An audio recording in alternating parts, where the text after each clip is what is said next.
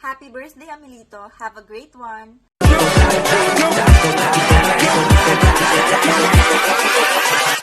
Hold up.